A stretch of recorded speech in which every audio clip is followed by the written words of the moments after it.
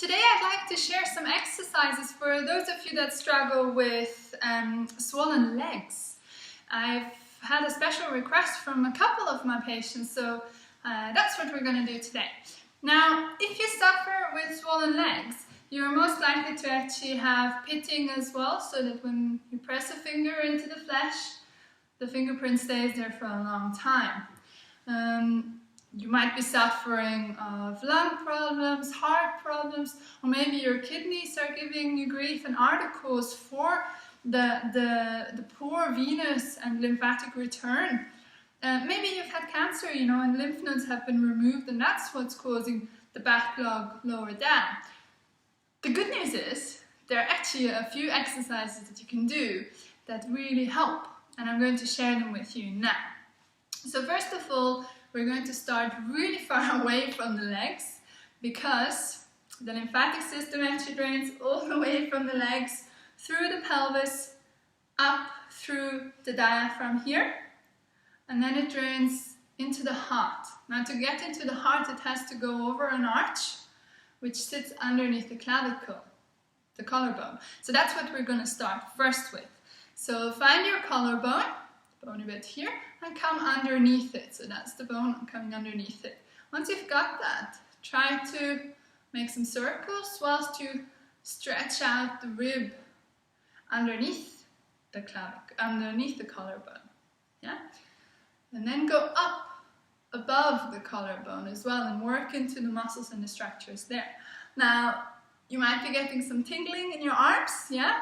That's alright, that's just nerves or some blood supply. There's lots of stuff in this little area there.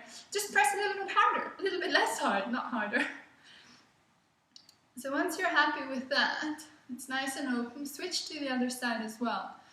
If you have very poor, if you don't have a lot of time at hand, just do your left side. That's the most important one, but I can't urge enough to actually do both. It definitely, it's just weird to feel wonky and have one side nice and loose and the other one's tight. So do both of them and your body will thank you.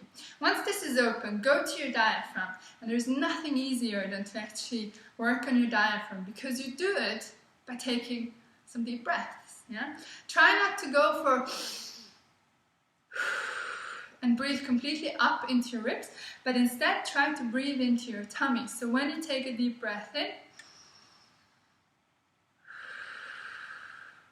so when you take the breath in, you really want to feel that your fingers are being pushed away, and when you breathe out, being drawn back in towards your navel. That's when you're doing it right.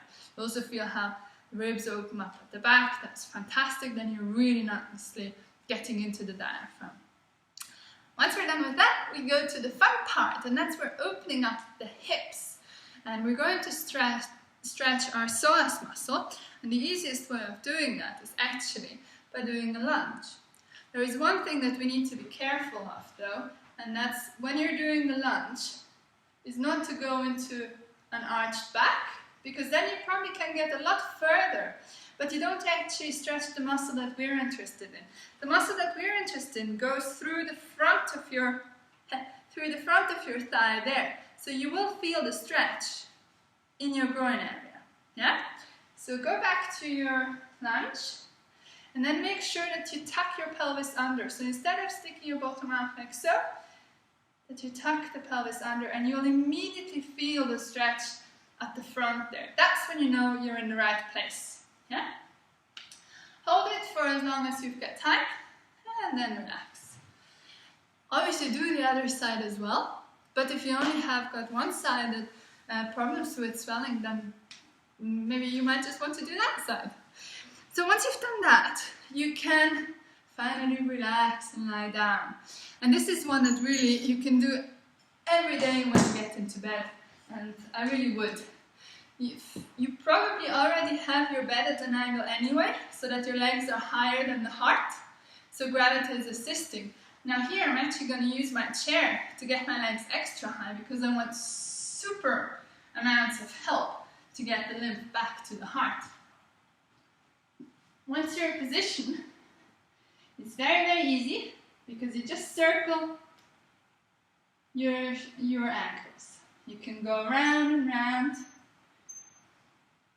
You can do one at a time if you prefer, or you can do both. You can even start drawing figures of 8 when circles are getting boring.